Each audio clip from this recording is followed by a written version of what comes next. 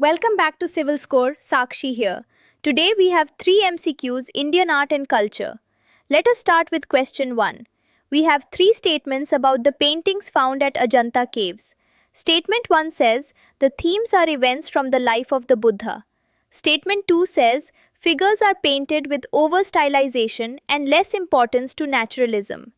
Statement 3 says the famous Padmapani and Vajrapani are important paintings there. How many of these are incorrect? The answer is A. Only one is incorrect. And that one is statement 2, which says that the Ajanta cave paintings have figures painted with over stylization and less importance to naturalism. This is the classic trap. Ajanta is actually celebrated for its considerable naturalism, not over stylization. The figures have volume, emotion, and depth. Statements 1 and 3 are both correct.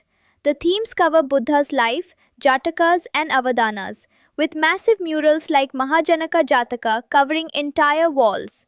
And yes, Padmapani and Vajrapani are the 2 masterpieces you absolutely must remember for the exam. Question 2.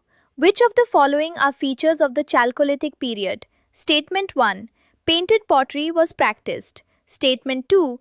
People started using iron but did not know copper or bronze. Statement 3. A new technology for smelting metal ore was developed. Which combination is correct? The answer is B, 1 and 3 only. Statement 2 is the trick. During the Chalcolithic period, iron was completely unknown. Remember the word itself. Chalco means copper, lithic means stone. This is the copper stone age, the exact transition phase before the Iron Age. Painted pottery with geometric and naturalistic designs flourished in cultures like Malwa, Jorwe, and Ahar. And early copper smelting techniques were indeed a major technological leap of this era. Question 3. 3 statements about Drupad and Khayal in Hindustani music.